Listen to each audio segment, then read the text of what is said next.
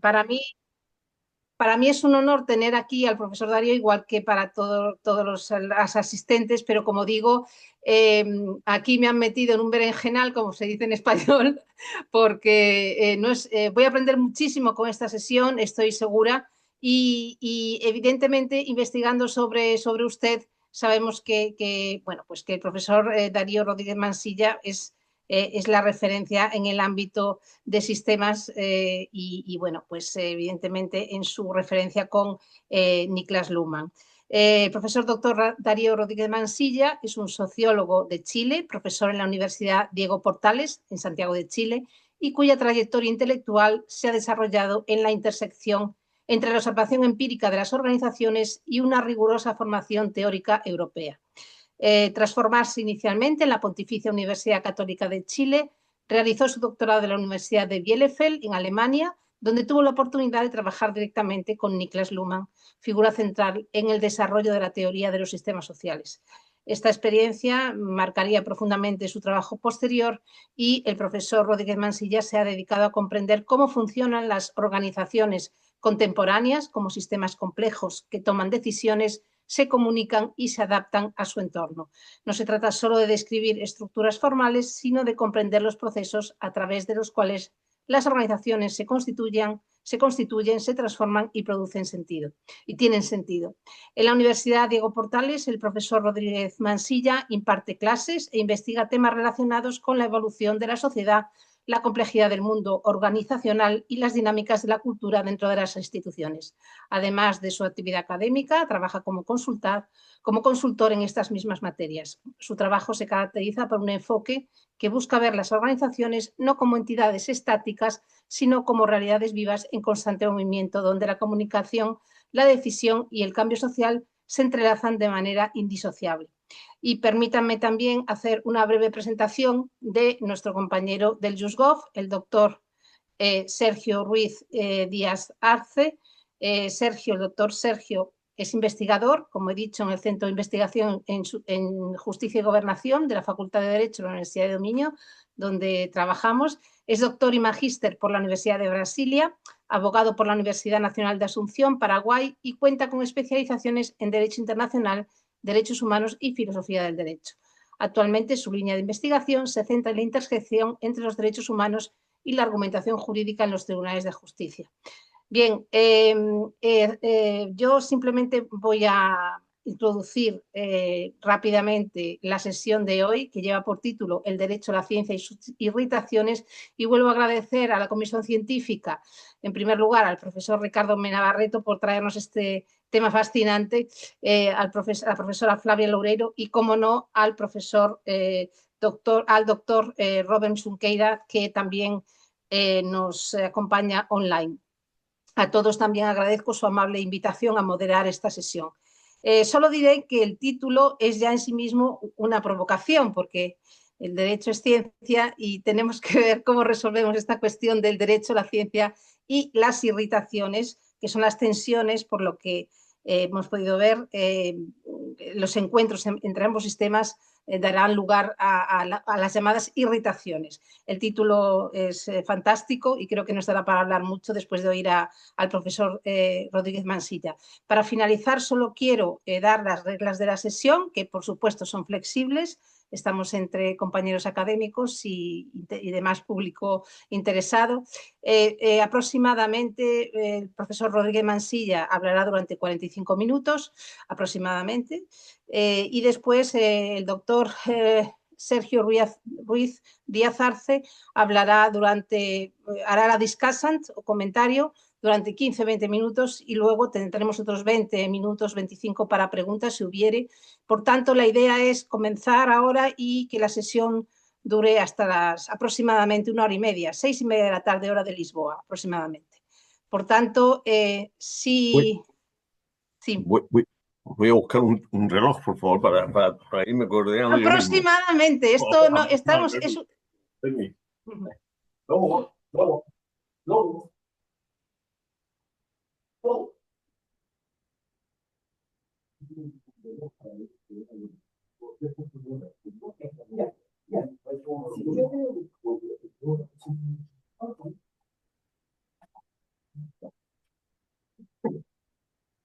Ya, perdón, con esto ya estoy muy tranquilo.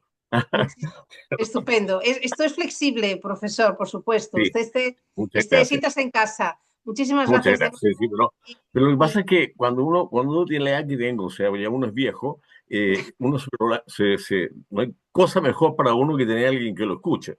Entonces, es posible que uno se prolongue, se prolongue, y se prolongue. Entonces, entonces, estupendo. yo además están todos aburridos, entonces quiero, dentro de lo posible, estar dentro de lo programado. ¿M? Profesor, llegó el profesor Artur, solo para que sepa. Ah, qué bueno, qué bueno, qué bueno. ¿Ah? Hola, Artur, hola, Artur, ¿cómo estás? Hola, profesor Darío, muy bien. Hola, hola. Qué bueno, Bueno qué verte bueno. una vez más. Sí, sí, encantado. Qué bueno que pudiste venir. Profesor, Bien, cuando quiera, tiene la ah, palabra y siéntase en ya, casa. fantástico. Bueno, muchísimas gracias, buenas tardes. Muchas gracias por esta honrosa invitación. Eh, Ojalá que pueda cumplir con las expectativas. Eh, Habíamos tenido ya un problema, ¿no es cierto?, de coordinación eh, el año pasado y espero que esta vez todo resulte eh, sin grandes problemas técnicos. Bueno, el tema eh, de, del derecho a la ciencia y sus relaciones, creo que de alguna manera nos trae a un tema que es muy importante en teoría de sistemas. Por eso es que me voy a permitir hacer un una corta introducción, ¿ah? Para que podamos vislumbrar con claridad de qué estamos hablando o cuál es el problema en términos teóricos. Este problema está planteado, ¿no es cierto?, ya en, en el Árbol de Conocimiento, que es uno de los dos libros claves de Humberto Maturana y Francisco Varela, ¿m? Que es el tema de cómo nosotros vemos nuestro alrededor, lo que llamamos la realidad. ¿Ya? Y claro, la mirada más común, la mirada que tienen todas las personas antes de hacer la reflexión, es lo que Maturana y Varela denominaban representación. Es decir, la idea de que cuando vemos algo, cada vez que miramos a nuestro alrededor y vemos un árbol, un perro, un libro, lo que estamos viendo nos da la impresión que es exactamente lo que está allá afuera. Es decir, yo al ver este libro, lo que veo, este libro que está allí afuera, impresiona mi retina y eso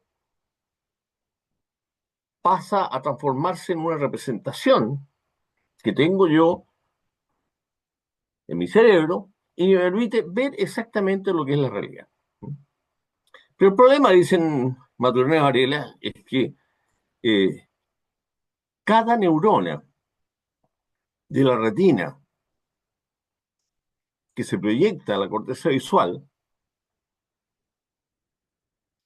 es equivalente o coincide con más de 100 neuronas que provienen de otras partes de la corteza y que se conectan a la misma zona. Es decir, yo estoy mucho más conectado conmigo mismo que que con el entorno. Entonces, lo que yo veo en realidad no es una representación, sino que es una construcción. Una construcción que que realiza el sistema nervioso. Y lo más interesante de esa construcción es que soy absolutamente inconsciente del proceso de construcción. Yo lo único que veo es el resultado, el producto de esa construcción. Y me parece que es una representación fiel de lo que hay a mi alrededor. Ahora, lo interesante es que mi comportamiento guiado por esa construcción que he hecho, es perfectamente adecuado, es perfectamente exitoso. Es decir, yo voy caminando, veo que hay una puerta, y atravieso por la puerta. Efectivamente puedo atravesar por la puerta y no me golpeo con la muralla. Entonces, bueno, para mí es claro que esa puerta estaba allí y que estaba abierta, tal como la vi. Por lo tanto, la representación que yo me hago está bien hecha. Entonces, eh, un tema muy interesante que dice Maturana y Varela y que es importante mencionarlo, es que estoy hecho de tal forma que veo lo que veo, no veo lo que no veo, y lo que es más importante todavía, no veo que no veo lo que no veo. Es decir, no me doy cuenta, porque la primera parte es muy fácil, ¿ah? Es decir, yo sé que estoy viendo lo que está frente a mí. Sé también que no estoy viendo lo que está detrás mío, pero no sé y no puedo percibir, no tengo forma alguna de darme cuenta que hay muchas cosas que no veo y que están frente a mí. O sea, todo lo que yo no veo me parece inexistente.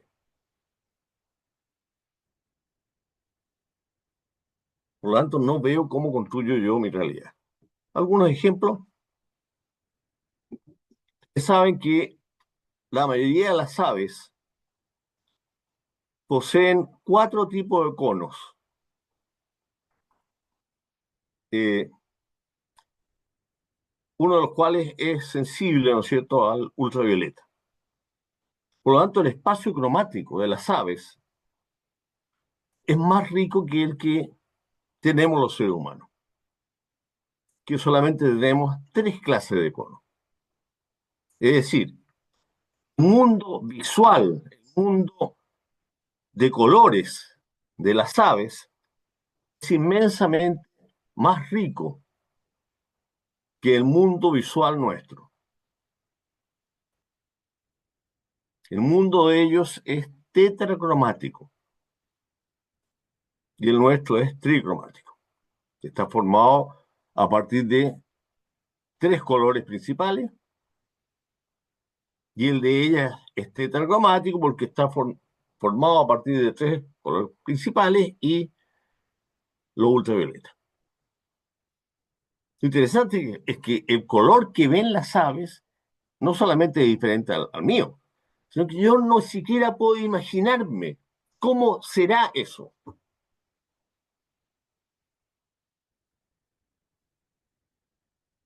¿Por qué es importante esto? Porque viven entonces un mundo distinto. Hay muchas cosas, por ejemplo, que son interesantes. Por ejemplo, muchos plumajes iguales para nosotros no son iguales para las aves. Hay muchas señales sociales, sexuales, territoriales que operan para las aves, que son clarísimas para ellas y que para nosotros son invisibles.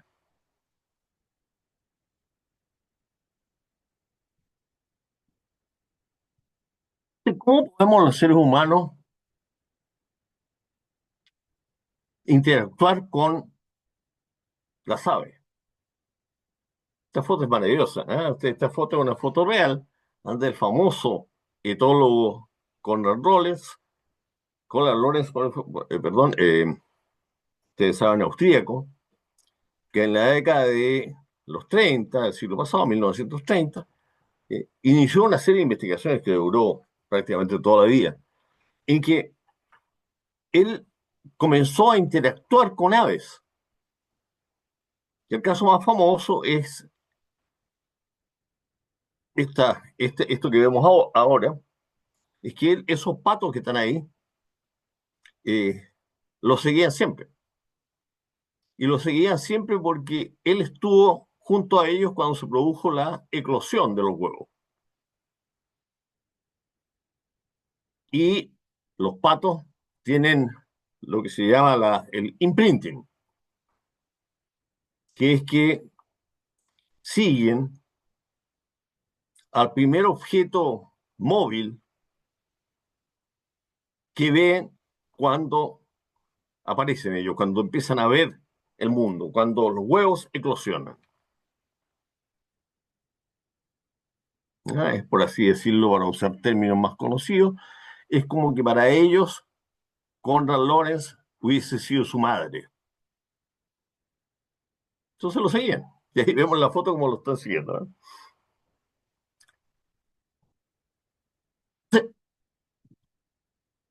Están acoplados estructuralmente Lorenz y estos patitos. Él camina, se mueve, emite estímulos visuales, auditivos,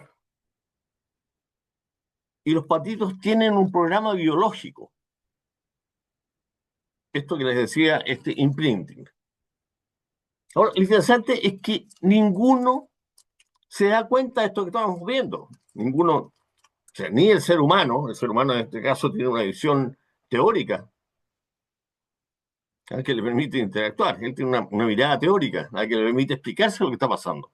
Pero es una explicación que sea. En términos estrictos, ni él ni los patos saben lo que piensan, y todo esto entre comillas, piensan o deciden los respectivos patos, los patos en este caso. Los patos, por supuesto, no tienen idea, ¿no es cierto?, de lo que él piensa o decide. Para ellos, él es perfectamente su madre. Y tienen que seguirla. Porque ella los va a cuidar, ella los va a enseñar a alimentarse, los va a enseñar a nadar, etcétera, etcétera. Entonces, esta interacción ocurre sin comprensión mutua, mediante correlaciones conductuales. Se correlacionan. Él llama y los patitos van. Cuando hay comida, él llama, les ofrece comida, los patitos llegan y comen. Por lo tanto, ellos sienten que cuando la mamá los llama, ya hay comida. Él sabe que tiene que llamarlos y van a ir. ¿Y cómo los llama? Haciendo un ruido que es el mismo ruido que él ha empezado a hacer desde el momento que los patitos nacieron. Entonces, lo que ocurre es una coordinación pragmática, se correlacionan conductualmente, pragmáticamente, de opacidades, es decir, son mutuamente opacos. Y entonces, la opacidad, uno dice, ¿cómo me voy a coordinar yo con algo que no puedo ver, que es absolutamente intransparente para mí? Bueno, no se produce esta interacción pese a esta opacidad, sino gracias a ella. Porque gracias a esta opacidad, cada uno de estos dos sistemas, Lorenz y los patitos, pueden procesar desde su propia clausura, por ejemplo, en términos de visión de colores, los patitos en términos tetracromáticos, Conrad Lorenz en términos tricromáticos, cuáles son las perturbaciones del entorno común y las perturbaciones del respectivo otro. Pero esto es análogo a la ciencia y el derecho. No se entienden, son opacos entre sí, pero se coordinan perfectamente.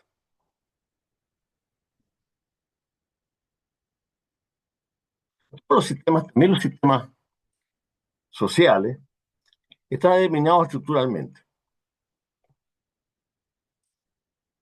Esto quiere decir que lo que le sucede a un sistema está determinado en su estructura, en la estructura de ese sistema, no en el agente perturbador o irritante. O sea, si algo le ocurre a un sistema, es porque le puede ocurrir. Es decir, su estructura lo permite. O en términos negativos, a un sistema no le ocurre nada que no le pueda suceder, que su estructura no lo contemple como posibilidad.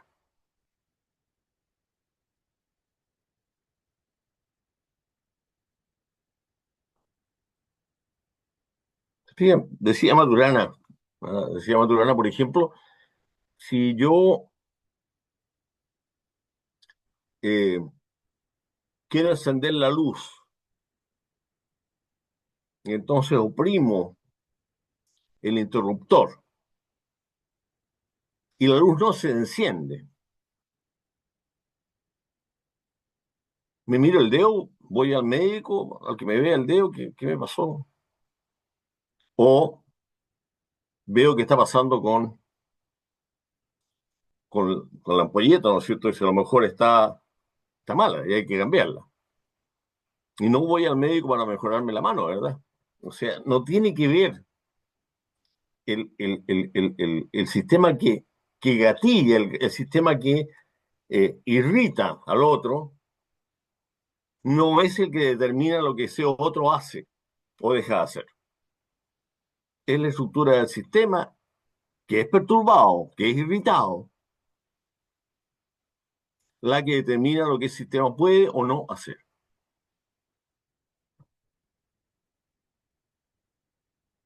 Ahora, porque ahora la sociedad moderna, la sociedad en la cual estamos viviendo, es una sociedad funcionalmente diferenciada.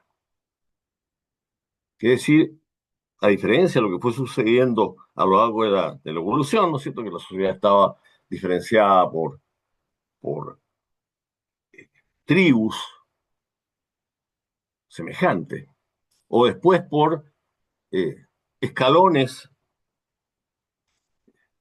nobiliarios, ¿no es cierto? Y escalones que iban dando, ¿no es cierto?, nuestras diferencias, los diferentes linajes, los diferentes eh, lugares de una sociedad estratificada. eh, Se ha pasado a tener una sociedad que es funcionalmente diferenciada. Hay sistemas que son especializados, el sistema del derecho, ¿no es cierto? El sistema político, el sistema científico. Cada uno de ellos está especializado en una función.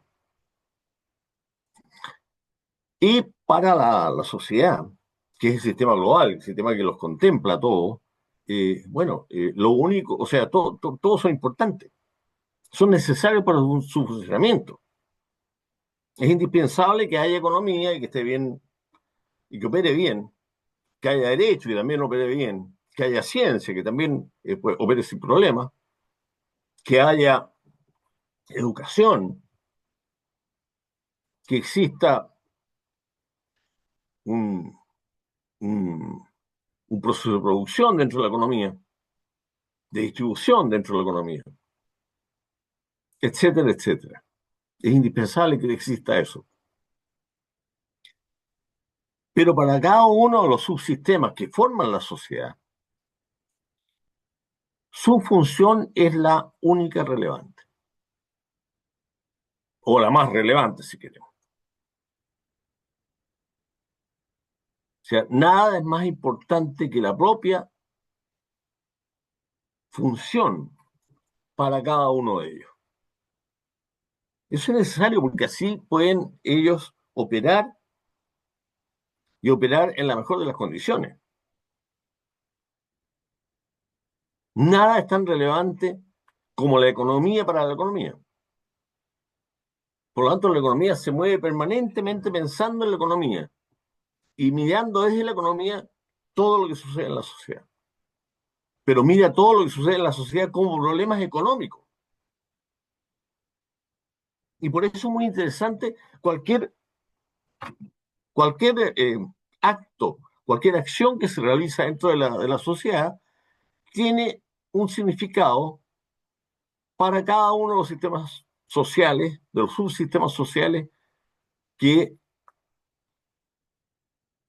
conforman la sociedad. Por ejemplo, una compra en un supermercado. Alguien va y compra en un supermercado. Bueno, eso es un suceso relevante dentro de la economía. Es un pago, ¿no es cierto?, que se usa y que moviliza la economía. Pero también eso es un tema que es absolutamente legal. Eso que se hizo está de acuerdo a lo que el derecho indica. No se robó nada. Esta persona tomó ese objeto, ¿no es cierto?, y lo llevó y lo pagó en el supermercado. Y también tiene que ver con el sistema familiar, que es el alimento que esa persona compra para sus hijos. Y tiene que ver con la educación. Esa persona utilizó, ¿no es cierto?, todos los códigos indispensables en la sociedad para poder hacer eso. Tuvo que aprenderlo. Y lo aprendió, ¿no es cierto?, en el curso de su vida. Y puede tener un significado político. Hay o no hay desabastecimiento, de lo cual se culpe, ¿no es cierto?, o no, al sistema político o a las personas que están en el gobierno. Es decir, cualquier situación tiene siempre una mirada que va o que puede ir desde cualquiera uno de los sistemas de la sociedad. Por eso cada uno de los sistemas de la sociedad ven perfectamente coherente todo. Todo. Lo ven de manera perfectamente coherente y además entiende perfectamente de manera autorreferente todo lo que ocurre. Es decir, desde sí mismos ven todo lo que sucede. Es decir, hay un primado en que los sistemas alcanzan, ¿no es cierto?, la clausura y se produce la autopoiesis. Autopoiesis que no es más que autoproducción. Cada sistema se produce a sí mismo. Ahora, en una sociedad funcionalmente diferenciada como la que estamos viviendo, ¿no es cierto?, eh, dos observadores eh, observan aquello que pueden observar en relación con lo que no pueden observar. Perdón, voy a hacerme. Estoy tratando de coordinarme mejor esto. Ahí estoy.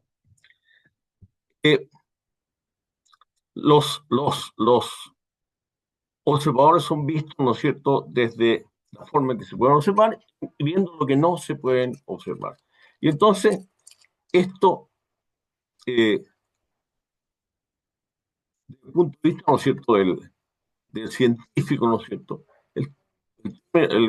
para el científico, ¿no es cierto?, el código es lo verdadero, lo no verdadero.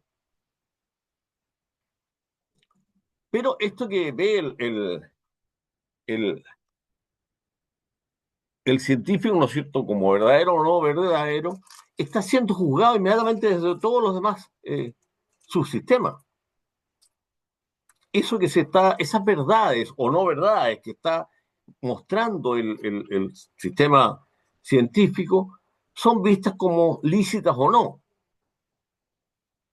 como políticamente dignas de fomento o meramente privadas, como económicamente explotables, rentables, etcétera, o no.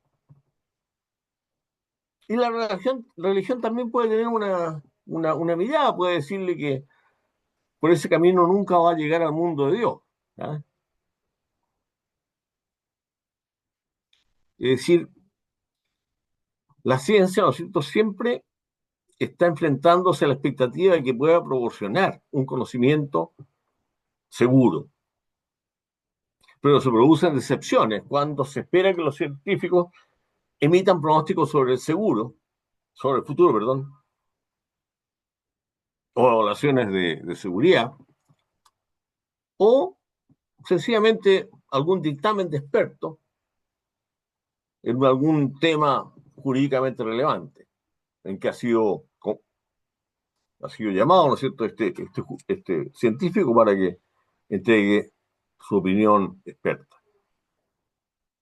Y se producen decepciones. Y entonces son particularmente dolorosas porque nos muestra cómo desde en esta sociedad que está diferenciada funcionalmente, siempre se puede ver a los observadores en aquello que ellos no pueden observar.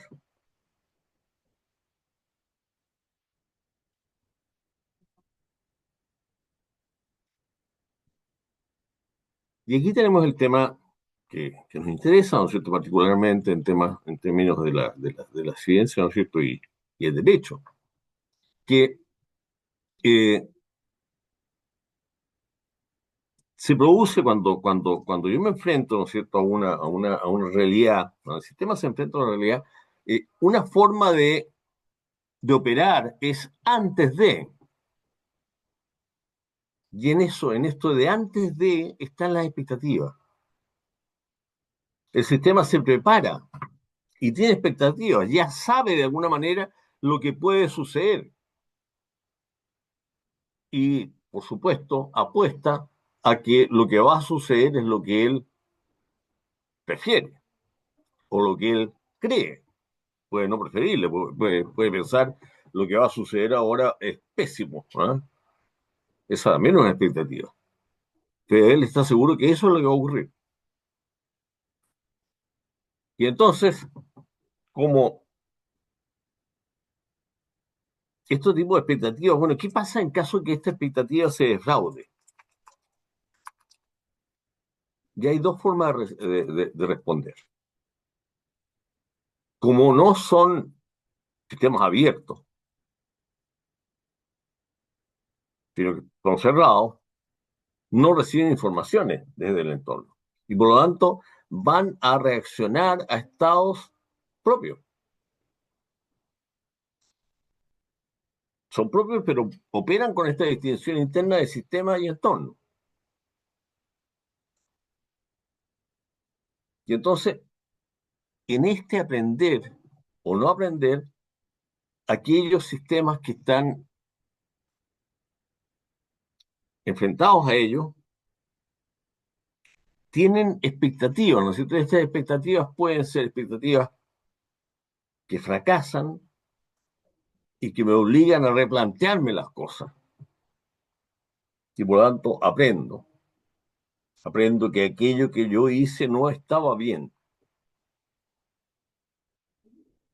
Y debo redefinir esa expectativa. Que no es solamente redefinir la expectativa, es redefinir toda la estructura para hacerla coincidente con lo que efectivamente se produce. Eso es aprender.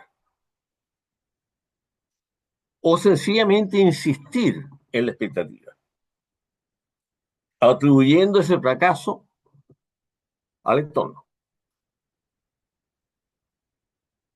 Y allí sucede lo que no debería haber sucedido. Ahora, lo que hacen es reaccionar a estados propios, a estados que les permiten hacer atribuciones causales. Es decir, cada sistema, esto que veíamos los patitos y con Lawrence, los patitos ven a un ser que es su mamá y que los conduce, pero además ven el pasto, ven que hay agua, un estanque, ¿no es cierto? Ven, perciben que hace frío o calor. Ellos están perfectamente adaptados a su entorno, están acoplados a su entorno y ven su entorno. Entonces, cuando sucede algo, ellos hacen atribuciones causales. Ven que uno de ellos cayó al agua y que está nadando bien.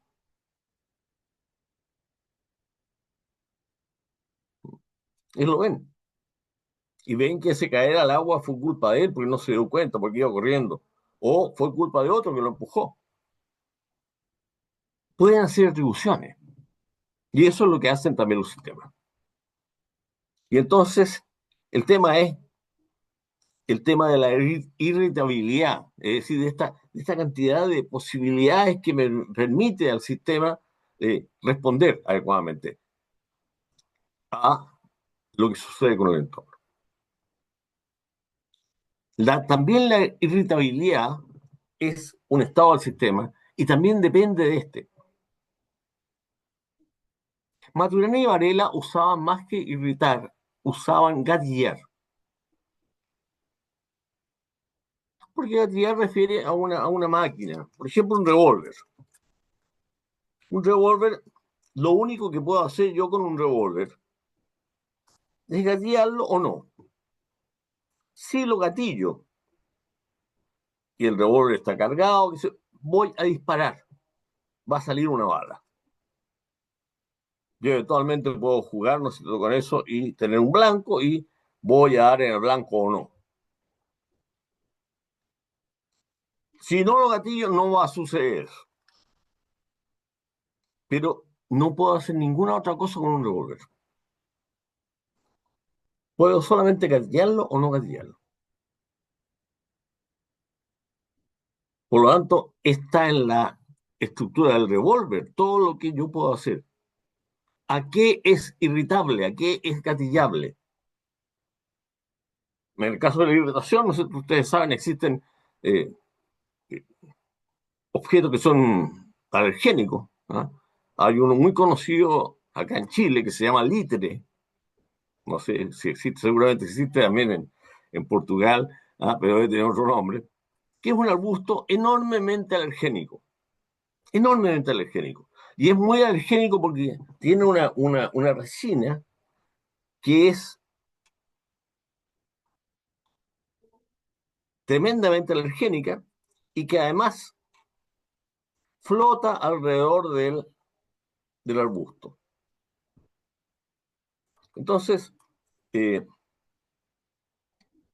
cuando una persona que es alérgica se aproxima siquiera a este arbusto, en contacto con esta resina que es muy alergénica y que está ahí flotando en el aire, al contacto tiene una erupción cutánea brutal que puede incluso terminar con fiebre, puede ser muy grave. Eh, si esa persona es alérgica, puede, como les decía, pasarlo muy mal. Si no es alérgica, no le va a pasar nada, pero puede incluso tomar las ramas, puede quebrarlas, puede hacer fuego con ellas, puede dormir a la sombra de este arbusto, etcétera. No le va a pasar nada.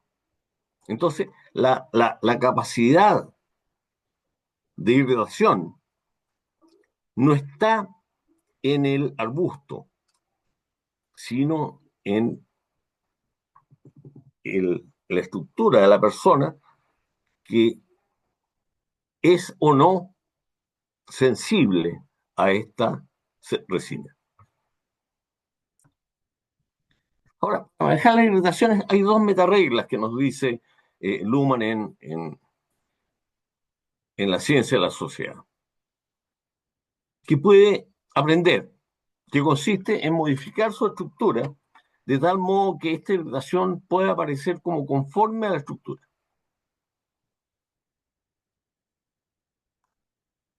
¿No es cierto? El aprendizaje consiste en cambiar la estructura. ¿No es cierto? Mi expectativa era que esto iba a ocurrir de tal y cual forma. No ocurrió así. Algo está mal. ¿Y qué es lo que está mal? Mi estructura. Esa expectativa que yo planteé, la expectativa que me había hecho, esa está equivocada. Y por lo tanto tengo que modificar la estructura para que ahora mi expectativa sea coherente con lo que sucede. Es decir, aprendí porque redefiní la expectativa, pero para redefinir la expectativa también tuve que redefinir antes la estructura. Es una posibilidad de aprender. La otra posibilidad es, al fracasar, ¿no es cierto?, con mi expectativa, yo esperaba que pasara tal cosa y no pasó. Es decir, tiene que pasar. Es decir, esto que falló se debe a que hay algo fuera que lo hizo fallar. Este algo afuera debería haber actuado de otro modo. Debería haberse acomodado a la normatividad. Y por lo tanto, lo que hay que hacer es insistir en la norma, insistir en la expectativa, porque lo que está funcionando mal no es eso, sino este entorno, estos sistemas en el entorno, que deberían adaptarse, que deberían actuar, deberían respetar esta norma. Entonces, esto significa que la cognición no es una, una capacidad de mejorar la adaptación.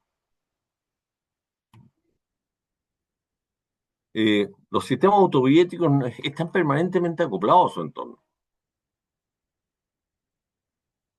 No puede estar mejor o peor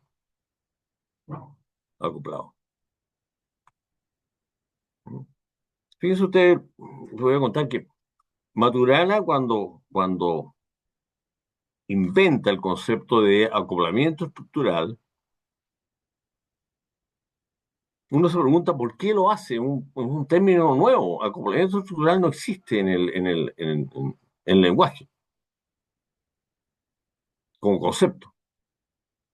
¿Para qué lo hace cuando existe uno mucho mejor que funciona, que es adaptación? ¿Por qué no dice que los sistemas están adaptados? Y yo tuve la oportunidad de preguntarle por qué no lo había hecho. Y fíjense, no lo hizo porque adaptación implica proceso.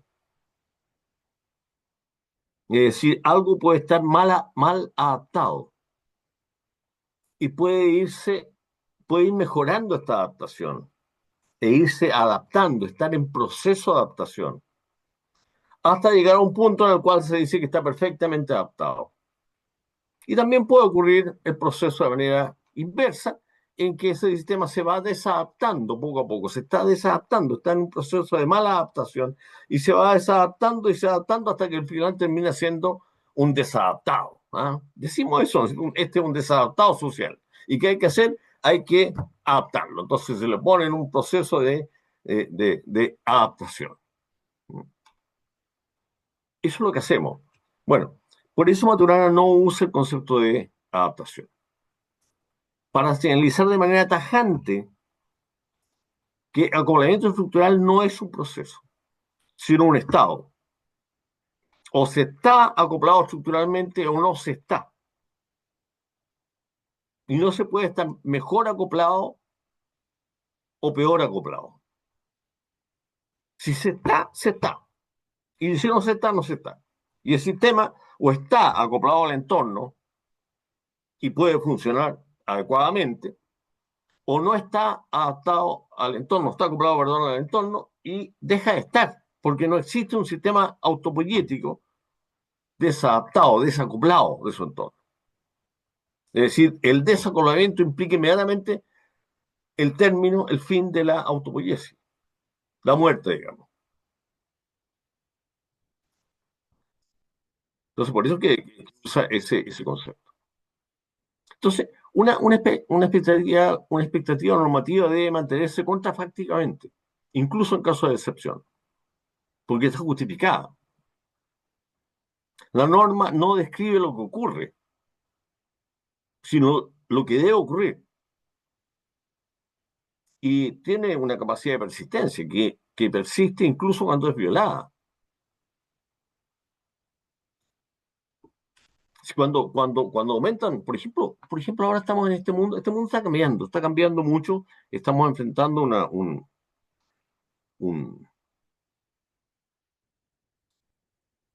un cambio de era. En este momento la sociedad está experimentando un cambio de era. Los cambios de era son pocos, solamente han tenido lugar tres, pero son dramáticos. Todos los cambios de era han estado referidos o están provocados por un cambio en la metodología, en las técnicas, en la tecnología de la comunicación. Y el primer cambio era importante que tuvo lugar en la sociedad humana, en la humanidad, fue el lenguaje. Cuando aparece el lenguaje, aparece el ser humano. Y por lo tanto cambia radicalmente la humanidad. Esta comunidad, digamos, de dominio pasa a ser una comunidad de seres humanos. Y cambia radicalmente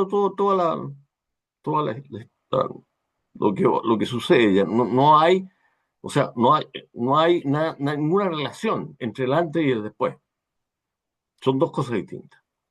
Antes del lenguaje y después del lenguaje son realidades totalmente distintas. El segundo cambio importante, ¿no sé si tiene lugar hace 6.000 años atrás, y es la escritura.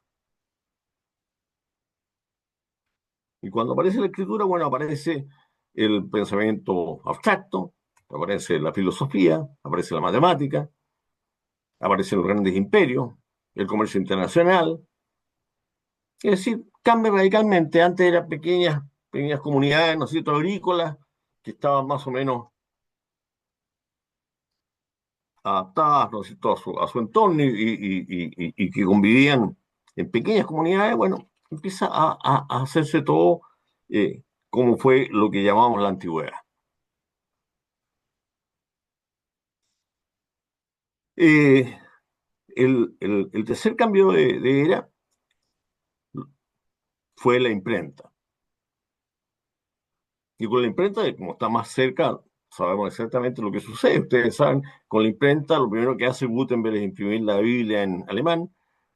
Con eso lo lee Gutenberg, ¿no es cierto? Perdón, Lutero, y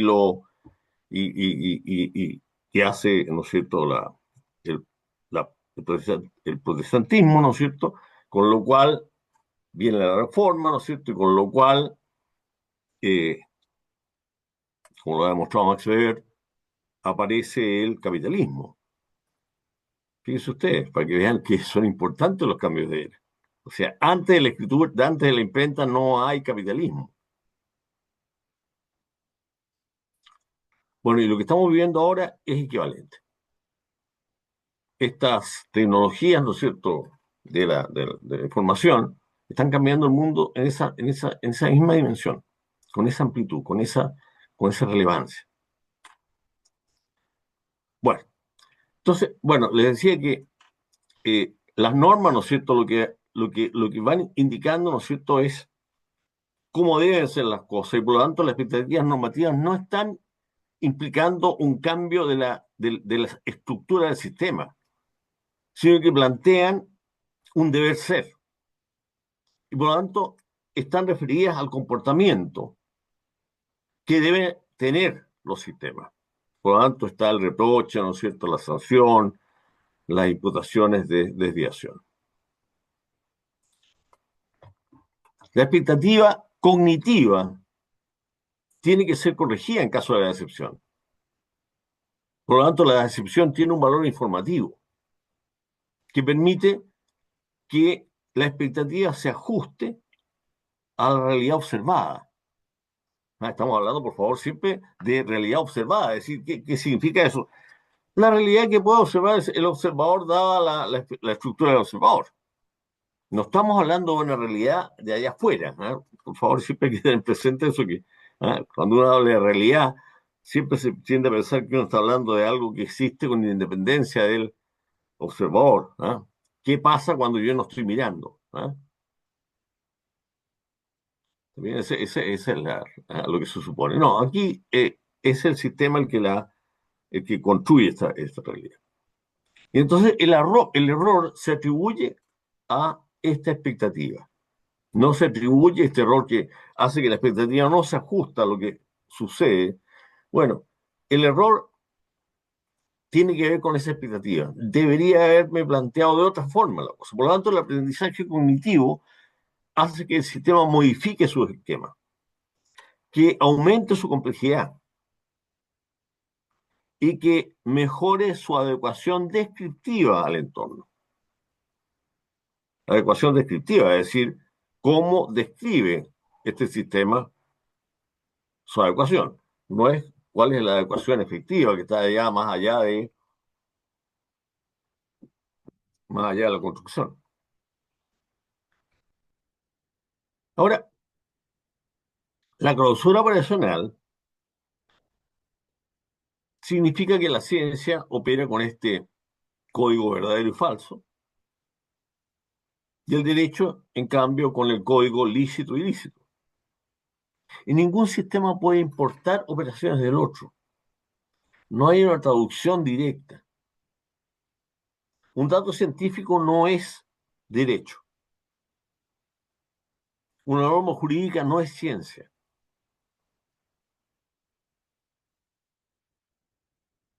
Entonces, ¿cómo es posible que coevolucionen? Y la coevolución ocurre cuando estos sistemas que están clausurados mutuamente, que son ciegos mutuamente, opacos, mejor dicho, se hacen mutuamente relevantes y entonces desarrollan estructuras de sensibilidad recíproca, pero sin por eso perder su clausura, sin por eso perder tampoco su opacidad.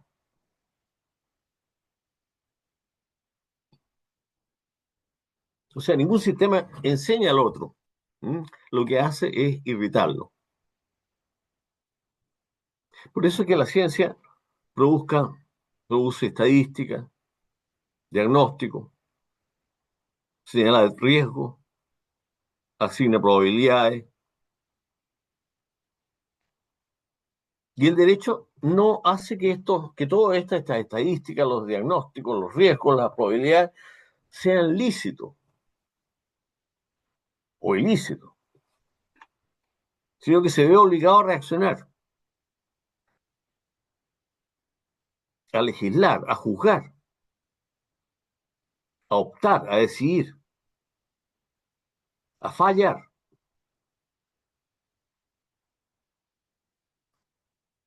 Entonces, esto significa que el conocimiento científico no ingresa, no entra directamente al sistema del derecho, pero sin embargo gatilla decisiones jurídicas. Y el derecho produce por su parte prohibiciones, permisos, categorías legales. Y la ciencia no los acepta como verdaderos, ni los rechaza como falsos, sino que les sirven para, por ejemplo, orientar agendas de investigación, delimitar lo investigable o guiar nuevos conceptos.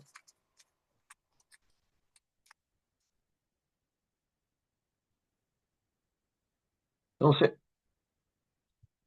la norma no se transforma en conocimiento, no se vuelve conocimiento, conocimiento científico, sino que lo que hace es estructurar la investigación. Porque ningún sistema puede realizar la función de otro, ni tampoco apoyarlo en una situación de crisis. Crisis que por lo demás estamos viviéndolas porque estamos enfrentados a este cambio de era. ¿No? Piensen ustedes lo que pasó en el último cambio de era que tuvimos, ¿no es cierto? Que fue provocado por la revolución, por la imprenta.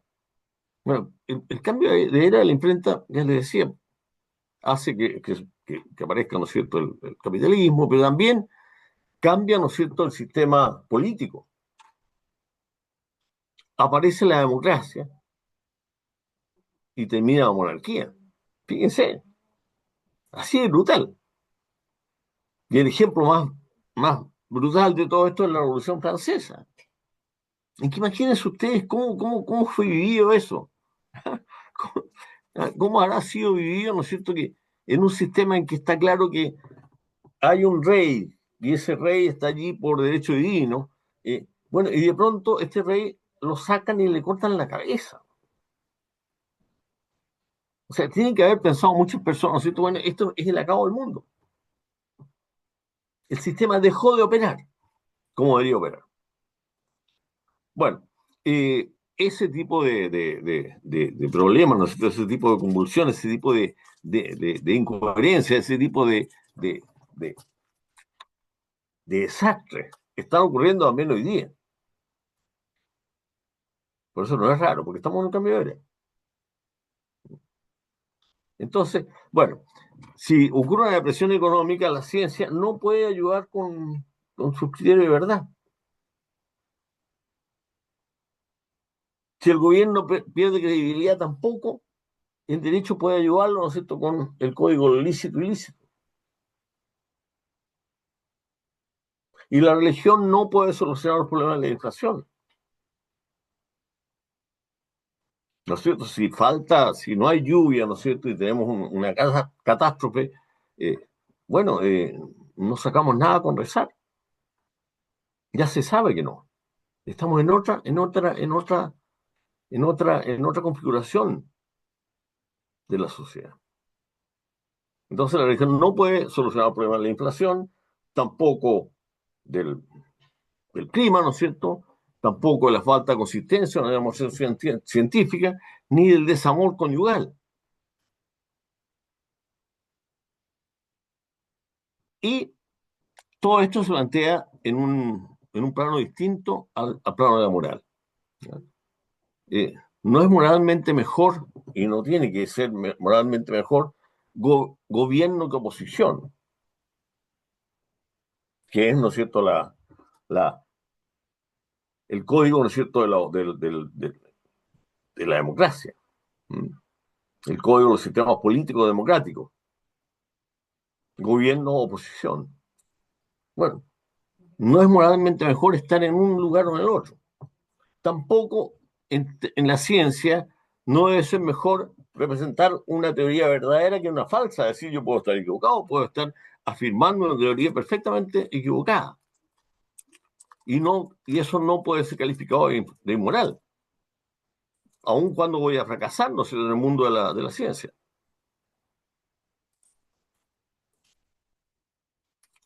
Y también, y esto ya es más difícil, ¿no es cierto?, el derecho debe evitar que una inhabilitación jurídica conduzca a la descalificación moral.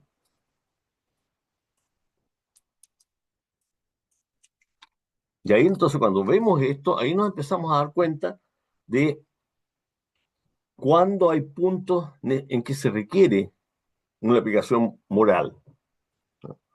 En aquellos puntos donde la codificación binaria misma es conducida a error. Por ejemplo, cuando en el deporte se usa estupefaciente, cuando se amenaza a un juez,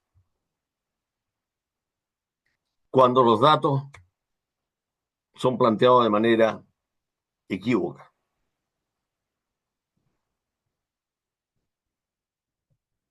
Ahora, cada sistema funcional ofrece prestaciones a los demás sistemas. El sistema económico ofrece dinero para los demás sistemas y necesita que los demás sistemas le ofrezcan todo lo que necesita para poder ver. Necesita un marco legal que le dé legitimidad a las operaciones económicas. Necesita decisiones vinculantes de la política que me permitan que las actividades económicas se enmarquen en un marco legal. Necesito que haya especialistas, que haya personas que sean capaces de agregar valor. Todo eso lo ofrecen los diferentes sistemas funcionales entre sí. Entonces, el derecho ofrece posibilidades lícitas de creación de capital, ofrece una norma de educación obligatoria para toda la población, ofrece la constitución para el sistema político. Es decir, ahí están las prestaciones y ahí están los modos de acoplamiento. Estas prestaciones entre los sistemas permiten que la sociedad opere también sin mayores dificultades, que cada uno de los sistemas cuente con las condiciones necesarias para mantener la autopoiesis. El sistema político ofrece, ¿no es cierto?, decisiones vinculantes. para el sistema del derecho. La investigación científica también eh, requiere financiamiento y necesita tener un respaldo legal para poder operar. Y entonces ahí está la cosa compleja, porque resulta que en esta necesidad que tienen los sistemas de la prestación del otro, puede producirse la corrupción.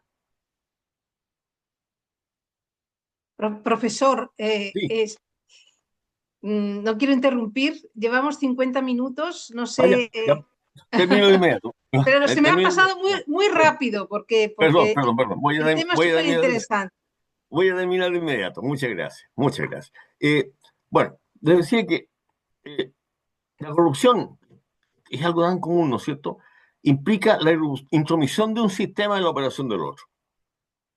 ¿No es cierto? Para la economía, el pago no pago es lo que se necesita para que opere. Eh, y todos los demás sistemas necesitan el dinero. Yo no puedo hacer investigación, no puedo tener derecho, no puedo hacer ley, no puedo hacer verdad, construir la verdad, no puedo si no tengo eh, el dinero necesario. Pero la corrupción ocurre cuando el código del sistema pasa a reemplazar al código del otro. Entonces, cuando en el código, ¿no es cierto?, eh, de verdad, de la ciencia, es reemplazado por el pago no pago. Cuando las calificaciones universitarias, los resultados de la investigación científica, los fallos judiciales, los altos cargos públicos, los premios de los concursos de arte, las distinciones que otorga el Estado, etcétera, etcétera, pueden ser conseguidas mediante el código pago no pago, que es propio del sistema económico y no de estos sistemas. ¿Te fijas? Para llegar a una calificación universitaria no se llega o no se debe llegar pagando por ella. Pero fíjese que la corrupción también opera en cualquier caso, ¿ah? Cuando un sistema pasa a reemplazar con su operación, con su código, la operación de otro. También ocurre con el amor, para poner una cosa. ¿Ah? Pasa, ¿no es cierto? Y son famosos los escándalos, ¿no es cierto? Cuando de pronto, por una relación amorosa, ¿no es cierto? Eh, Alguien que es amado, ¿no es cierto?, recibe beneficio económico, altos cargos, atención preferencial, etcétera, etcétera. ¿Ah? Eso es corrupción. Bueno, eh, lo último que quiero decirle, para no aburrirlos más, es que cuando decimos que la expectativa es lo que se mantiene, cuando en el caso del derecho, ¿no es cierto?, eh, hay una mirada, ¿no es cierto?, que es normativa. eh, Lo que hace el derecho es garantizar la expectativa en cuanto a expectativa, no en términos del compromiso efectivo. Es decir, yo cuando manejo por la calle, ¿no es cierto?, cuando conduzco mi automóvil, yo lo hago con la expectativa de que todas las personas que están manejando van a respetar las leyes del tránsito. Y por lo tanto, que en la esquina, que tenemos luz roja, todos vamos a parar. Y en esa expectativa todos los conductores manejamos. Son expectativas, no es comportamiento efectivo. Permanentemente ocurren accidentes porque hay personas que se saltan la expectativa, que, que pasan con luz roja y entonces se produce el choque, se produce la colisión. Eso ocurre. Pero lo importante es que es la expectativa la que se mantiene. Aun cuando hubo un accidente porque una persona cruzó con luz roja, el sistema legal no aprende y no dice ya, entonces a partir de ahora vamos a autorizar que se pase con luz roja. No hace eso, sino que dice, esto hay que castigarlo, porque no debería haber pasado con luz roja. Entonces la expectativa se mantiene. Y esto nos da una demostración de eso, ¿verdad? Cuando uno sabe que tiene el derecho, ¿no es cierto?, da mayor seguridad.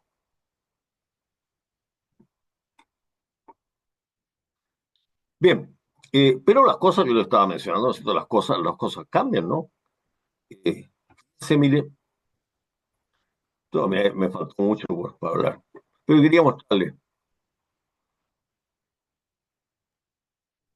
cómo Pero de profesor, pronto... ¿Ah? no nos aburrió y no nos aburre, nos irrita profundamente y gatilla en nosotros complejos procesos de reorganización interior. Bueno, perdón perdón, bah, ya les conté ya que un viejo siempre se prolonga sus conversaciones. Bueno, espero no haberlo aburrido demasiado. Eh, pues, profesor, como digo, como soy una completa outsider de este tema, le digo y le confirmo, como ha dicho el doctor Robert, que no nos ha aburrido en absoluto. Se ha pasado muy rápido este diálogo, esta exposición con usted y espero que, como prometía el doctor Sergio, voy a hacer una moderación neutra porque tengo muchísimas cuestiones en mi cabeza en este momento, no siempre coincidentes, pero creo que el doctor Sergio nos va con su comentario, nos va a dilucidar un poco y a reconducir para nuestro conocimiento todo lo que ha contado aquí. Entonces, sobre todo, quiero agradecerle muchísimo esta exposición tan lúcida y tan interesante. Y ahora doy paso, tendremos oportunidad después de hacer preguntas y de comentar entre el resto de los asistentes. Doy paso al doctor Muchas Sergio gracias. Ruiz Díaz Arce, a usted para, para hacer el comentario de su intervención. Muchas gracias, Sergio, cuando quieras. Gracias. Muy buenas tardes para todos. Yo primero quería comenzar también agradeciendo a la comisión organizadora de este evento por la gentil invitación y reiterar también mis agradecimientos al profesor Darío, que creo que es un lujo tenerlo acá en la Universidad de Miño, de poder escucharlo y de poder también tener este espacio ameno de discusión de esta pequeña aula, pero que una aula que fue, creo que fue bastante esclarecedor, bastante instigador y también nos llama también a reflexionar sobre varios aspectos que tienen que ver con teoría del derecho, con la forma en la que pensamos los problemas jurídicos y de cómo también encontrar esa respuesta del derecho como ciencia dentro de este entendimiento con relación a los sistemas. Por tanto, reiterar los agradecimientos al profesor Darío y fue un verdadero gusto poder escucharlo. Entonces, solo para poder avanzar también, yo me tomé la libertad de hacer algunas consideraciones, hacer algunos apuntes y así también hacer una modesta reflexión con relación a la exposición del profesor, así como también de otros textos y otros libros que ha acompañado también a lo largo de su trabajo como investigador. Y en ese sentido, y a fin de profundizar un poco con la arquitectura de esta propuesta que nos trae el profesor, y me parece que en cierta medida también nos hace como confrontarnos con una especie de frialdad operativa de la teoría con la realidad práctica jurídica que tenemos los juristas en general. Y creo que esta transición de una sociedad de sujetos a una sociedad de comunicaciones, como nos plantea el profesor, creo que no es apenas un cambio terminológico, sino que también implica en cierta medida un desplazamiento epistemológico que nos obliga hasta a repensar nuestra labor también como juristas, o sea, tanto como en la investigación científica, así como también como en la práctica en los tribunales de justicia. Eh, en primer lugar, algo que me llamaba mucho la atención creo que tendría que ver con esta desaparición del sujeto que se propone en esta teoría de los sistemas, o sea, en el sentido de que a partir de esta visión sistémica que el profesor nos propone, creo que en cierta medida, eh, por lo menos a partir de mi interpretación, se reduce la ciencia a una operación binaria, por decirlo, como mencionaba el profesor, o sea, de una operación binaria de verdad o no verdad, despojada de sujetos, y en el ámbito del derecho también una operación binaria que sería legal o no legal, o justo o no justo. Y en ese sentido también yo eh, me cuestionaba y preguntaba también si esta visión o esta lectura que se hace de la realidad, como decía el profesor Darío, si no estamos deshumanizando la ciencia y el derecho. Es apenas una reflexión al respecto, o sea, al tratarlos como sistemas que solo operan con estos códigos, y no a partir de unos discursos donde las personas buscan un entendimiento de la realidad, por ejemplo, no perdemos, por ejemplo, una capacidad para exigir una responsabilidad ética frente a los problemas sociales de la sociedad, por ejemplo. O sea, esa es una cuestión que me preguntaba también después de escucharlo. Y esta inquietud me lleva también hacia otros cuestionamientos, como por ejemplo, eh, tras el giro lingüístico, por ejemplo, de los años 70, eh, nos acostumbramos a pensar que el derecho, como un espacio de interpretación y diálogo racional, sin embargo, en esta propuesta con una vertiente un poco más sociológica que nos trae el profesor a partir de Luhmann, parece ser un poco más radical, o sea, en el sentido de que el derecho no dialoga con la ciencia, sino que se irrita con ella. Y ahí yo también me preguntaba, ¿significa esto que debemos abandonar definitivamente esa idea de razón comunicativa, diálogo comunicativa, consenso social entre ambos sistemas, y pensar que estamos ante un choque, tensión o gatillo, como decía el profesor? Y hasta en algunos momentos parecía como eh, un choque de sorderas productivas, por decirlo de algún modo. O sea, no existe un diálogo, pero sí existe una tensión entre ambos sistemas. Y en esa misma línea también, si aceptamos, por ejemplo, que el derecho es un positivismo sistémico, como es el que se propone a partir de este sistema, que es un poco más binario, ¿verdad? Donde no se busca tanto la verdad, sino la validez, y que la ciencia no es un discurso persuasivo. Yo me preguntaba, por ejemplo, ¿cómo evitamos que el derecho termine siendo una cáscara vacía, por decirlo de algún modo, que solo reacciona y reacciona tarde a la verdad de los expertos? Y específicamente yo pensaba esto en el caso de los tribunales de justicia, cuando por ejemplo se tiene que decidir sobre cuestiones que tienen que ver como, no sé, crímenes ambientales o desapariciones forzadas de personas, que son temas relativamente frecuentes en los tribunales internacionales de justicia.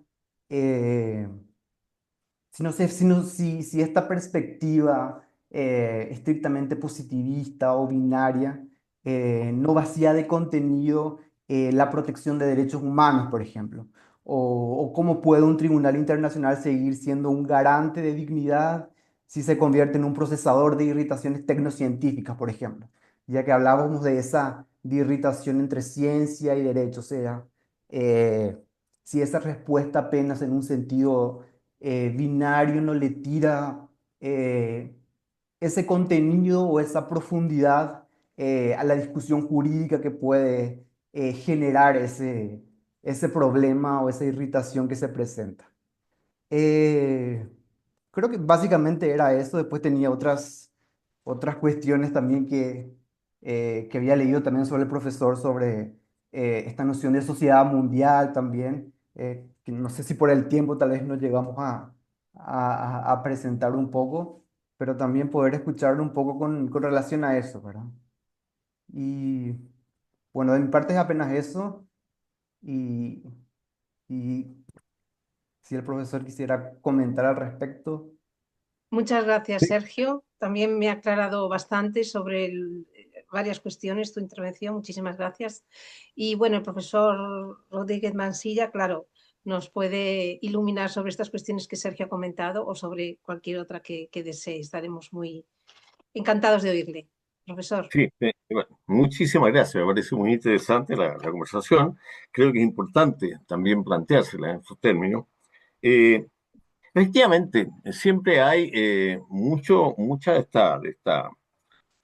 surgen siempre este tipo de preguntas, ¿no es cierto? Cuando uno presenta esta mirada sistémica, ¿ah? Eh, Aparece el primer problema, ¿no es cierto?, que nos menciona profesor Ruiz, ¿no es cierto?, es la desaparición del sujeto. ¿Mm? Claro, eh, esta idea del sujeto como este ente, ¿no es cierto?, capaz de operar en la sociedad, ¿no es cierto?, y capaz, por lo tanto, de actuar, ¿ah? Actuar. El sujeto opta, el sujeto actúa, el sujeto es ¿quién? ¿Quién es el sujeto? ¿Ah? Es una pregunta que uno se hace, porque siempre la crítica es que esto es una teoría muy abstracta, ¿no es cierto?, que no logra capturar, ¿ah?, la parte más humana, ¿ah?, de la sociedad. ¿Ah? Bueno, pero una pregunta que uno se hace, bueno, ¿quién es el sujeto? ¿Soy yo el sujeto? ¿Es, es alguno de los que estamos acá? ¿O es una abstracción quizás más grande? ¿Ah? Son millones de millones de millones de personas que cada una de las cuales eh, asume que él es el sujeto. Y asume, por lo tanto, que lo que esta persona siente, percibe, eh, eh, es equivalente a lo que siente y percibe cualquiera. ¿Mm? Entonces, este sujeto que efectivamente desaparece tiene, como decía Luhmann en un artículo muy interesante que se llama la astucia del sujeto. ¿Ah? Tiene la astucia de presentarse como algo perfectamente de carne y hueso, ¿ah? Como algo que está tan cercano a nosotros que nos parece difícil poder alejarnos de él, e inmediatamente parece que cualquier cosa que nos aleje de él eh, se va a transformar inmediatamente en algo muy frío, muy personal. ¿Ah?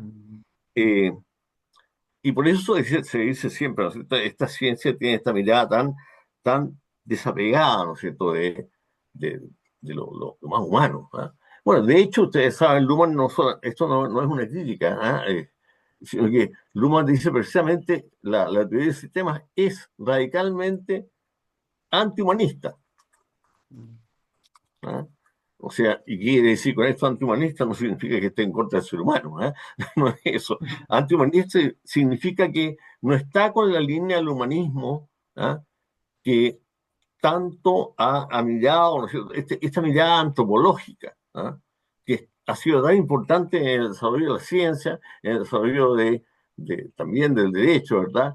Y que ha impregnado, ¿ah?, el pensar, ¿no es cierto?, y el desarrollar cualquier propuesta de una serie de connotaciones que muchas veces contribuye precisamente a su contraparte, ¿ah? Es decir, no a su puesto, ¿ah?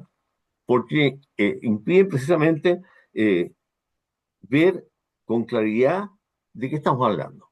¿Ah? Cuando hablamos de sociedad, estamos hablando de comunicaciones, no de personas. Eso no es grave, no es terrible, no puede haber comunicaciones sin personas, por supuesto, pero las comunicaciones no son personas. Entonces, cuando hacemos esta mirada, eh, no estamos tratando de mirar de manera fría e impersonal eh, un determinado eh, sistema. Lo que estamos tratando es de capturar la esencia del sistema y no eh, llevarlo por una mirada que a veces está teñida con conceptos que lo alejan de lo que efectivamente es. Entonces, eh, cuando se dice qué pasa con los derechos humanos, por ejemplo. Efectivamente, los derechos humanos, los derechos fundamentales, son aquellos derechos que han permitido, ¿no es cierto?, el desarrollo de la sociedad humana y permitido, ¿no es cierto?, que eh, esto ocurra, que el devenir social, ¿no es cierto?, ocurra dentro de una normativa que ha ido definiendo la misma sociedad para sí misma. Y en esta normativa que ha ido definiendo la sociedad, hay permanentemente, ¿no es cierto?, y lo sabemos, hay permanentemente eh, adecuaciones que van definiéndose en términos culturales. La cultura también es una construcción social. La cultura también tiene que ver con comunicaciones. Comunicaciones que no es que estén, eh, no es que estén en contra del ser humano, están sencillamente, aparte de él, están gatillándose mutuamente, pero no significa que no tengan una estrecha relación. Yo necesito para pensar, necesito neuronas, pero no pienso neuronas. Para comunicarme necesito pensar, pero no comunico pensamientos. Lo que yo pienso, piensen ustedes, sencillamente, ¿cuántas veces no les ha pasado que han dicho ustedes, mira, tengo tan claro lo que te quiero decir, pero no te lo puedo decir? Me faltan palabras. No, no, mira, tengo en la punta de la lengua lo que te quiero decir, pero no logro. ¿Qué estamos diciendo? Estamos diciendo, mira, hay un sistema psíquico que está pensando, pero yo no puedo transmitirte mis pensamientos, no tengo todavía, a lo mejor alguna vez se va a llegar a tener, ¿no es cierto?, con algún chip. ¿Ah? No tengo la posibilidad de transmitirte mis pensamientos. Lo que yo puedo hacer es traducir mi pensamiento a un lenguaje, traducirlo a comunicaciones. Y esas comunicaciones van a llegar, ¿no es cierto?, a otra persona que también le van a gatillar, son comunicaciones que va a escuchar y que tienen que gatillarle pensamientos. Y que los pensamientos que le gatillen pueden ser otros, a los que se esperaba que gatillara. Entonces, eh, el, el derecho lo que hace al, al enfrentar, ¿no es cierto?, el mundo social es precisamente insistir en, en la normatividad y, por supuesto, también va estando en relación, ¿no es cierto?, con el devenir. Y en esta relación con el devenir va planteando también respuestas a las situaciones que se van presentando. Yo les puse recién quizá como una demostración de que el mundo va cambiando, ¿no es cierto? Esto que les decía que estamos enfrentando un cambio de era, les puse esta mirada de Trump, ¿no es cierto?, con sus aranceles. ¿Ah? Y junto con eso, esa famosa dictum, ¿no es cierto? Pacta sunt servanda, ¿no es cierto?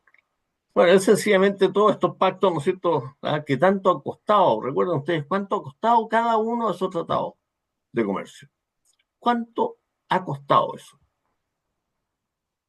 ¿Ah?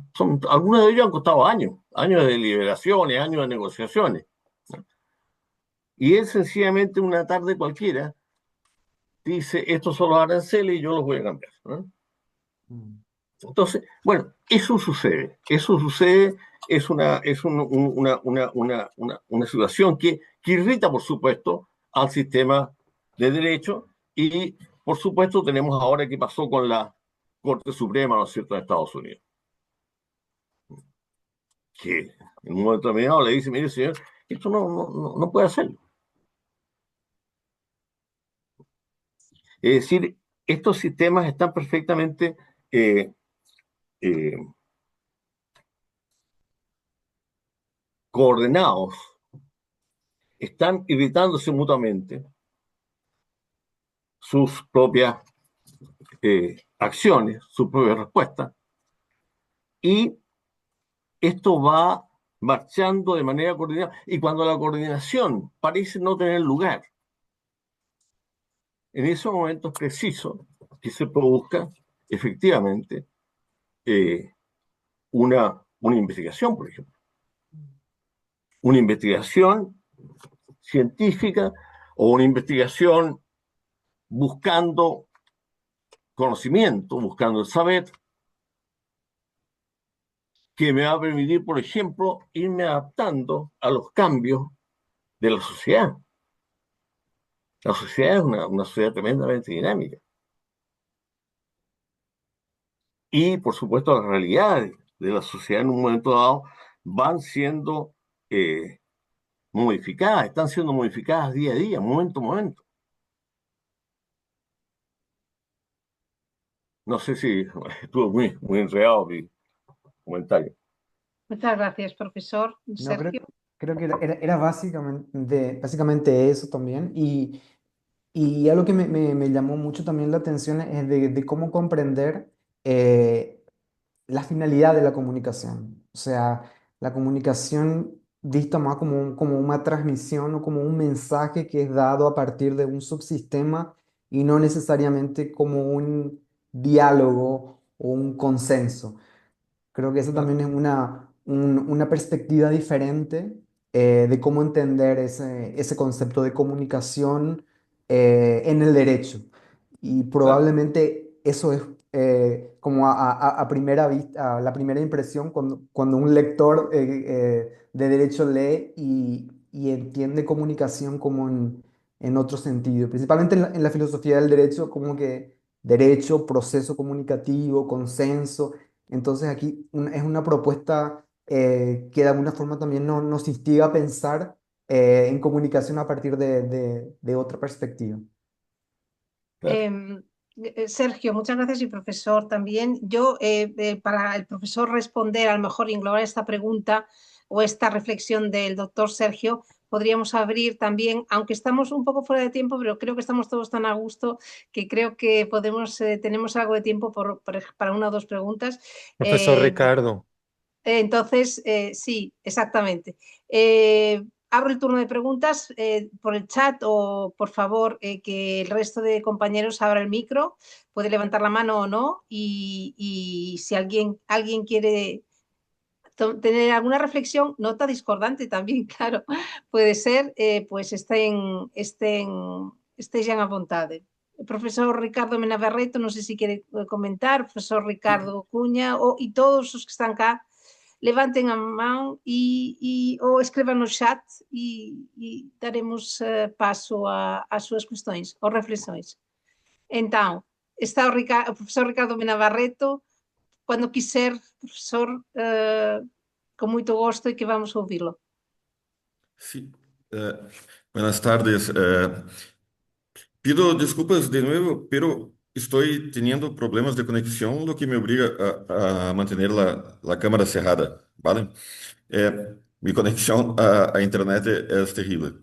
Quiero agradecer al profesor Darío Rodríguez Mancilla por su habla en esta sesión, a cual nos enriquece enormemente.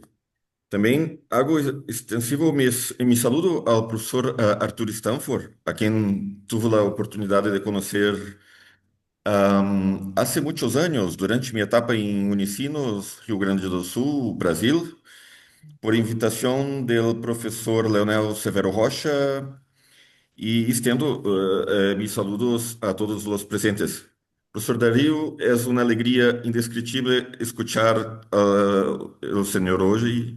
Permítame ofrecer una aclaración, un compartir personal. Conocí la traducción de la obra de Luhmann, Confianza, Vertrauen, hace creo que 21 años, cuando investigaba sobre teoría de sistemas sociales bajo la orientación del profesor Leonel Severo Rocha en la Unicinos, a quien públicamente expreso mi agradecimiento por guiarme en mis primeros pasos en la investigación científica en Derecho en la Unicinos. Durante varios años, la traducción de la obra de Luhmann que hizo el profesor Darío fue fundamental para mi investigación, que giraba en torno a la confianza en las relaciones contractuales electrónicas. Disfrutei muito da apresentação inicial com Francisco Varela e o tema da visão de las aves.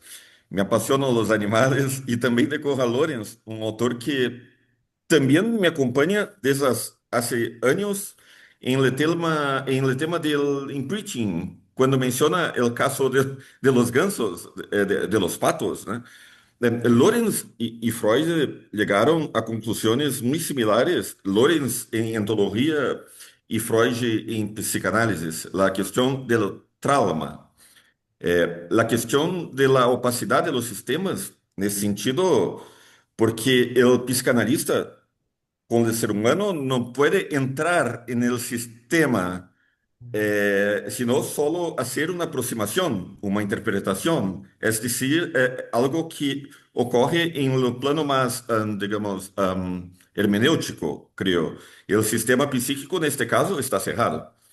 Professor Dario, eu não tenho perguntas, pero quero dizer-lhe que foi uma grande experiência de aprendizagem hoje e uma alegria tê-lo aqui conosco hoje.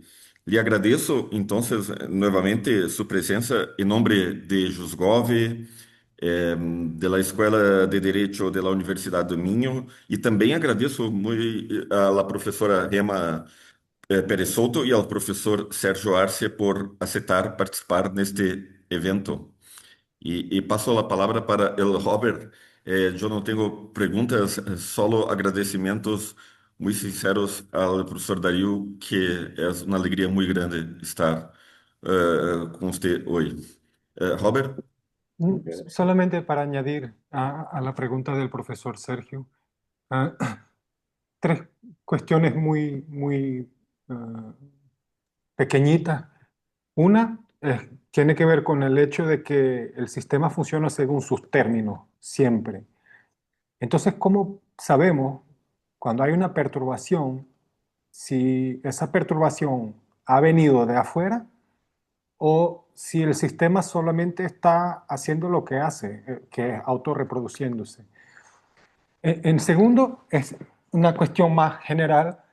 Si hay lugar para el caos, lo que es paradoxal, pero si hay lugar para el caos en la teoría de los sistemas. La tercera es más una cosa más libre. ¿Os parece adecuado en una teología de los sistemas sostener que la creación divina es Dios autopoiezándose? Así que todos tendríamos un rollo en la evolución, que es la creación del sistema Dios. Pero, por supuesto, me doy cuenta que esto significaría por lo menos que hay un sistema sin límite o sin entorno, o quizás acoplado a sí mismo. Un sistema que es sistema, pero no es sistema. Que este sistema estaría completo y a la vez incompleto, y que este sistema estaría al mismo tiempo dentro y fuera del espacio-tiempo, o mejor, al mismo tiempo es sincrónico, diacrónico y atemporal. Esto podría pensarse. Muchas gracias al doctor Robert y al profesor Ricardo por sus intervenciones. Y profesor Darío, a ver cómo resuelve esta cuestión. Tiene la palabra para responder. Bueno, muchísimas gracias. Son temas muy complejos y por supuesto que trata de dar una modesta respuesta. Bueno, respecto a la comunicación y el consenso que nos preguntaba el profesor Luis Díaz Arce. La comunicación, si uno piensa en el consenso, uno necesitaría quizás un consenso previo. Yo necesito conocer el lenguaje para poder entender lo que la otra persona dice. Y de hecho ahora cuando estamos hablando en diferentes lenguas, ¿no es cierto? Bueno, uno tiene que buscar modos de traducir para que por lo menos entendamos algo semejante en las diferentes palabras que estamos usando.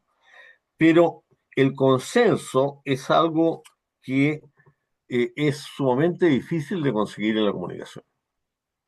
¿Ah? No es, como diría Habermas, eh, una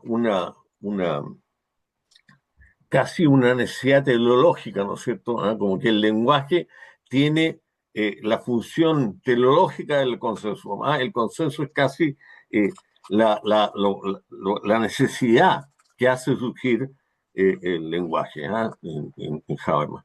No es así, la comunicación lo que único que hace es ir generando eh, eh, una coordinación de coordinaciones conductuales.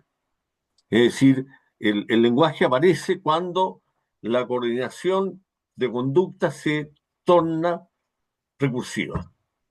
Es decir, cuando, y por lo tanto me alejo, profesor Sergio Ruiz, ¿ah? Me alejo todavía más.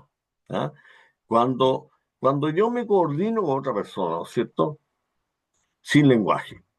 Entonces yo tomo algo y esta persona me da y se lo devuelvo o trato no de sujetarlo y esta persona me lo quita. Bueno, es una coordinación conductual, una coordinación de conducta. Todavía no es lenguaje. La coordinación de conducta se torna recursiva, es decir, comienzo a coordinar coordinaciones conductuales, ya no conductas, sino coordinaciones conductuales, y en ese momento aparece el lenguaje. Entonces el lenguaje todavía está más separado de la coordinación directa. ¿Ah? Y por lo tanto, el consenso es una posibilidad, por supuesto, pero ni siquiera es una necesidad. El consenso puede ocurrir, pero es mucho más probable que no haya consenso, a que haya consenso. Y la demostración de eso lo vemos todos los días. Eh, mm, lo único que vemos alrededor precisamente es falta de consenso. ¿Ah? No, no es consenso lo que encontramos. Eh, por lo tanto, y eso no niega que exista comunicación, no niega que la sociedad funcione, no niega que todo opere, pero precisamente nos encontramos precisamente con el problema del consenso como un problema casi irresoluble. Pero el problema es que uno se pregunta si es que es necesario resolverlo. Bueno, eh, y claro, en esta pregunta me trae eh, un poco también al tema del caos. El caos, por supuesto, que es una posibilidad.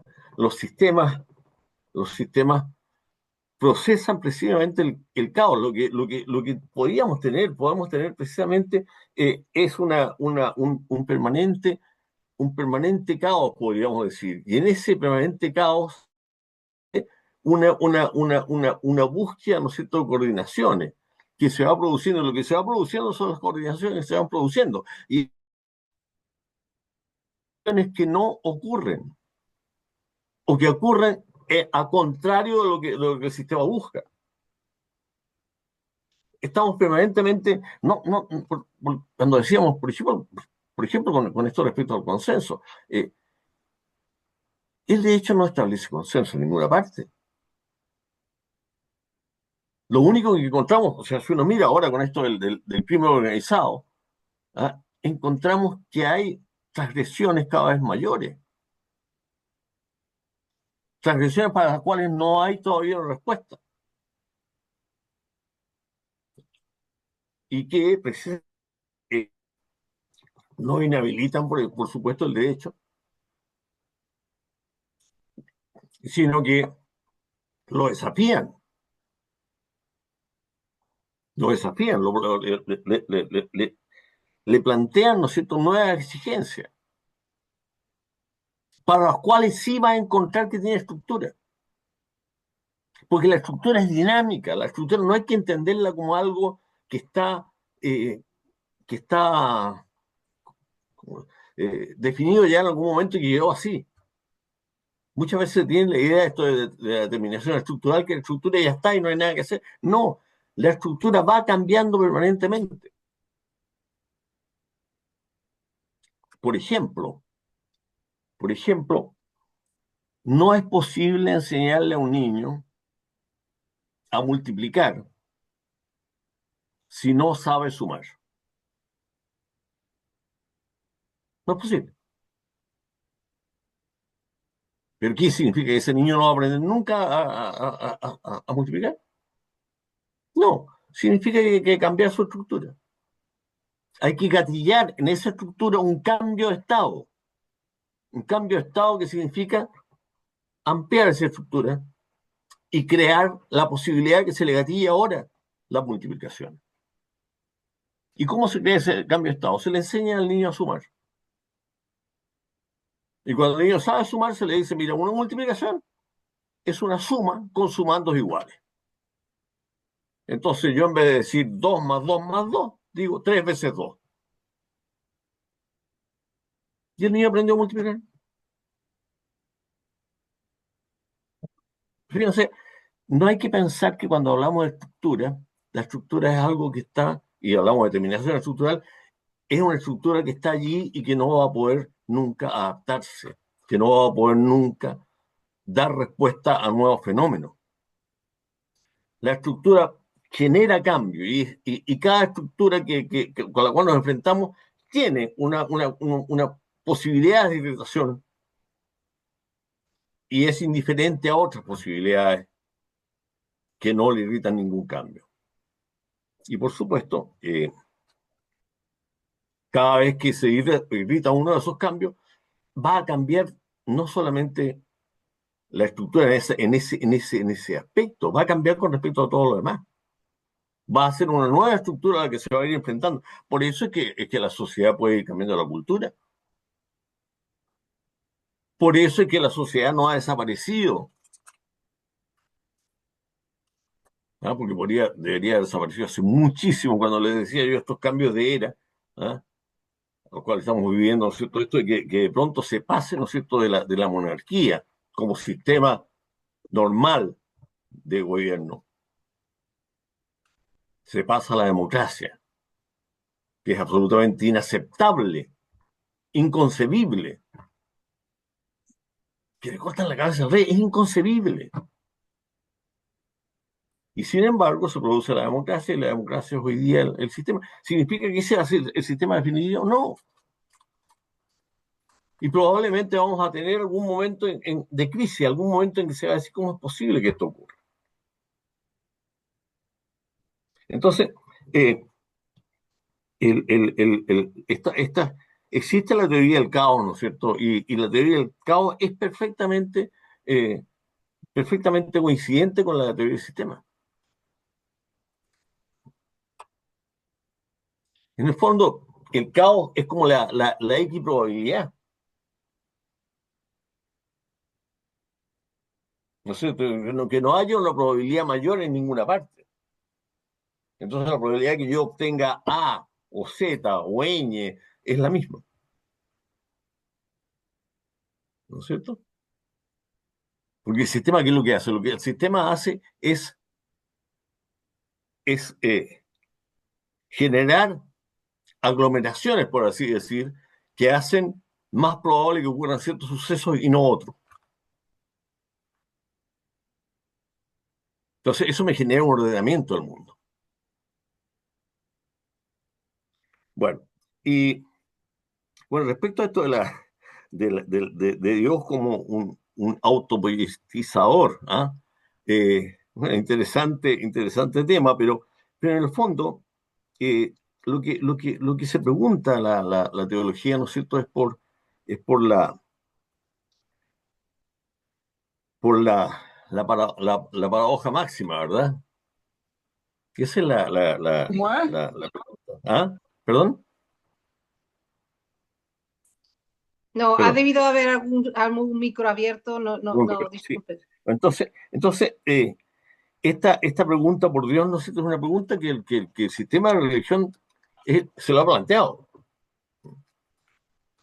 Y claro, tiene que ver con eso, con la pregunta por la última paradoja. Que en el fondo los sistemas están permanentemente enfrentando paradojas, porque los sistemas son autorreferentes, y cada vez que algo es autorreferente, la paradoja surge. Me puedo aplicar a mí mismo aquello que estoy diciendo. Cuando yo digo, mira, yo miento, siempre miento. Eso es una paradoja, pero por qué ocurre eso? Porque estoy hablando de mí. Y los sistemas son contenidos, autoproducidos. Por lo tanto, la paradoja salta a cada instante. Y claro, la paradoja puede conducir al caos, pero también puede conducir, ¿no es cierto?, a una evolución, a una nueva estructura.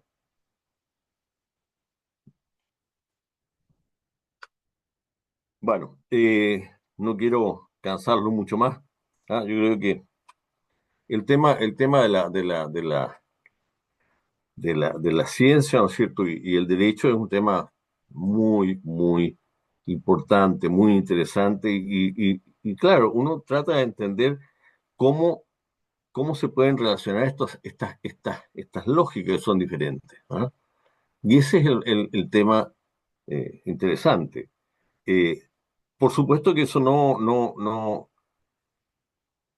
agota el tema, no pretende agotarlo, pero sí pretende mostrar fundamentalmente eh, el modo en que estas coordinaciones ocurren y que aparentemente ocurren con una referencia externa. ¿Ah? Pero, pero no es necesario que esté esa referencia externa. ¿Ah? Lo más interesante es que el mundo allá afuera, por así decirlo, lo más sorprendente de eso es que el mundo de allá afuera sea tan como yo creo que es. Eso es lo sorprendente. Y entonces, nuestras explicaciones son, o la operación del mundo de allá afuera, tal como yo la veo, es isomórfica con mi estructura y no isomórfica con el sistema externo, con el entorno externo. Entonces, todo lo que yo digo, en el fondo, está bien, está teniendo que ver con cómo está estructurado el sistema social que dice lo que dice. Bueno, eso es lo que quería comentarle.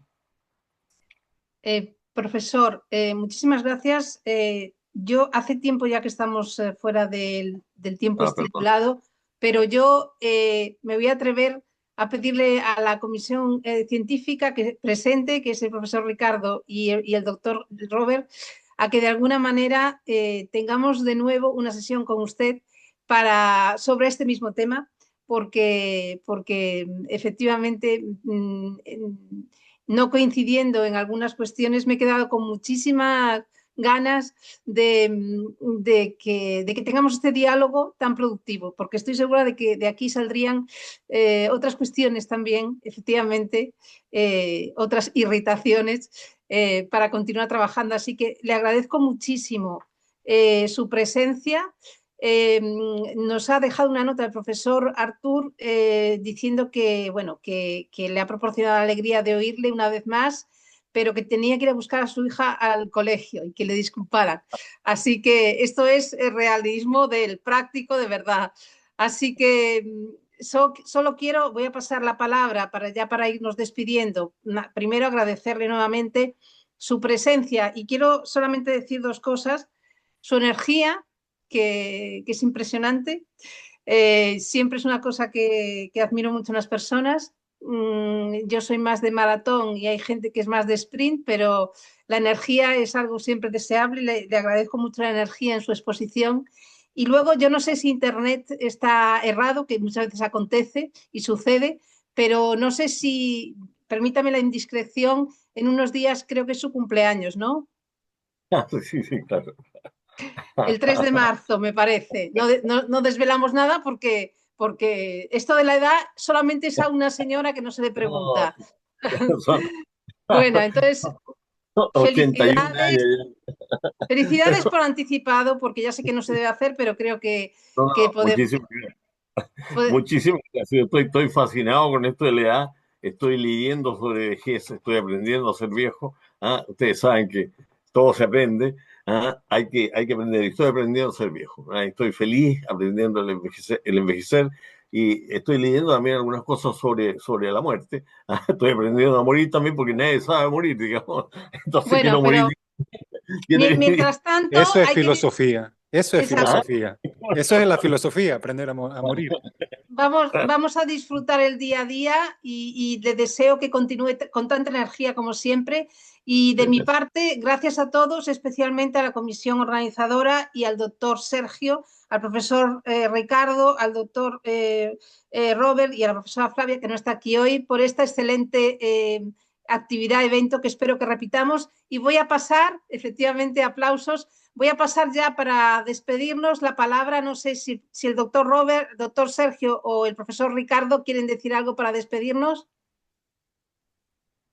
A mí apenas me gustaría una vez más agradecer a la comisión por la invitación y nuevamente mi mayor agradecimiento al profesor Darío. Fue un placer de verdad escucharlo y creo que fue un lujo también para la Facultad de Derecho tenerlo acá con nosotros y como decía la profesora Gemma, esperamos tenerlo de vuelta y escuchándolo hablar tal vez de otras intersecciones, tal vez derecho, filosofía, sociología y ir ampliando un poco más esta discusión que es tan interesante para todos.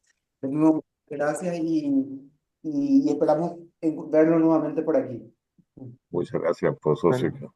antes de dar la palabra al profesor Ricardo para que cierre, solo decir que teníamos este sueño de crear aquí un acoplamiento estructural entre sistemas de pensamiento muy distintos, que con dos pensadores brillantes de generaciones distintas, y fue muy bueno, fue muy exitoso y por supuesto agradecer primeramente al profesor Darío, pero un agradecimiento muy profundo al profesor Sergio porque aceptó este reto que ningún sistema, la irritación es irritación, es irritación por alguna razón, porque es difícil cuando dos sistemas se encuentran y eso para un tercero, aquí en una observación de segundo orden, fue maravilloso.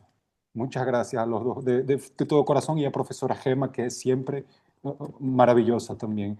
Profesor Ricardo, por favor, usted debería cerrar porque esto es todo suyo. Gracias, Robert. Estoy de acuerdo, sí. Profesor Darío, muchas gracias. Le agradezco nuevamente su presencia, su amable presencia en nombre de Jesus Gove y de la Escuela de Derecho de la Universidad de Minho. Y la invitación para nuevos encontros. Também agradeço a professora Rema, muito amável, o professor Sérgio, né, por aceitar a participação deste evento e a presença de Fátima Mendes também. Robert, muitas gracias e estou muito contento com este encontro. Creio que foi muito provechoso para todos. Muchas gracias, professor Darío Rodríguez. Pues nada, Bueno, buenas noches aquí, buenas gracias. tardes en Chile. Profesor, cuídese mucho, celebre bien su cumpleaños y esperamos verlo pronto de nuevo, espero. Muchas gracias por toda su bondad. Fue muy agradable estar conversando con usted. Muchísimas gracias. Igualmente. Gracias, profesor. Hasta pronto. Gracias a todos. Buen descanso.